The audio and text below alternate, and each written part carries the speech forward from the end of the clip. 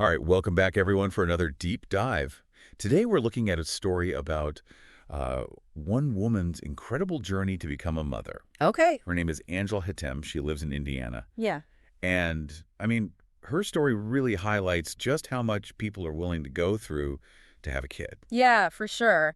And when you think about all the emotional, physical, and let's be honest, financial hurdles, it can be really daunting. Exactly. And that's what we're going to be diving into today. We've got this article that lays out her whole experience, and I'm telling you, it's quite a ride. Well, let's get into it then. So, Angela's dream of being a mom, this goes all the way back to when she was a kid. Like, this wasn't just a whim she had later in life. Is it like a lifelong goal for her? Exactly. And she was so committed to it that she decided to go the single mother route, even knowing how much harder that might be, financially, emotionally, all of it. That speaks volumes about her determination right from the start. But then she's hit with this diagnosis, low ovarian reserve. Right, and that basically throws a wrench in things.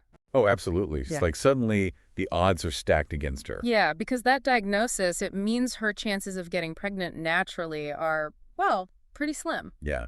It usually means looking into more intensive fertility treatments. Like IVF. Exactly, IVF. Which we know can be incredibly expensive. That's an understatement. The article mentioned that in Indiana, the average cost for a cycle is over 12 grand. It's wild, right? $12,000. It's a huge barrier for a lot of people. It makes you wonder how many people just give up because they can't afford it. I'm sure it happens all the time. It's heartbreaking, really. So Angela starts looking around for options, right? What else can she do? Yeah, she's determined. She finds out about this clinic, CNY Fertility, all the way up in Syracuse, New York. That's a trek. No kidding. But their prices, way more manageable. Less than half of what she was facing in Indiana. Seriously. So she goes for it. It makes you wonder what was so different about this clinic. Right. Why was it so much cheaper? Well, they seem to have a different approach. Okay, how so? So the doctor there, Dr. Robert Kiltz, he's big on incorporating other stuff alongside the usual IVF procedures. What kind of stuff? Things like nutrition, mindset coaching, even acupuncture. Wow. So it's more of a holistic approach. Exactly. He's recognizing that fertility isn't just about the biology, but also your mental and physical well-being. It makes sense, though, right?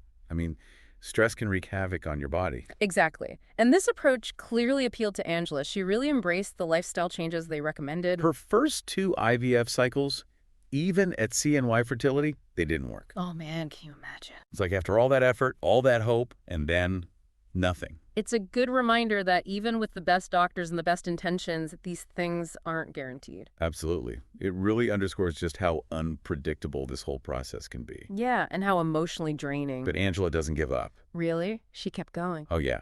In a final push, she decides to try this keto diet. It was like a last-ditch effort. A Hail Mary. Exactly.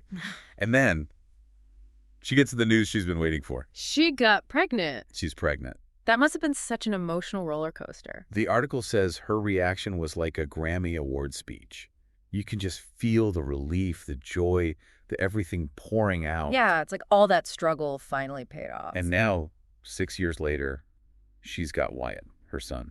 Wow, what an amazing story. Right. It's like her persistence, her willingness to try anything, it all led to this incredible outcome. It's inspiring, to say the least. And it also shows that sometimes you got to look beyond just the standard medical stuff. Right, like those alternative approaches we were talking about earlier. Like what they offer at the Berkeley Center for Reproductive Wellness, which the article also mentioned. Yeah, with their fertility acupuncture, herbs, nutritional counseling, it's all part of this bigger picture. It's really food for thought. It makes you wonder, what other factors are we overlooking when it comes to fertility? I don't know, but Angela's journey definitely shows that hope and determination, those can be powerful forces. Absolutely. And sometimes the toughest roads lead to the most beautiful destinations. It's a great reminder for anyone out there going through similar challenges. Yeah, keep pushing forward. You never know, it's just around the corner. All right, that's it for our deep dive today. Thanks for joining us. We'll catch you on the next one.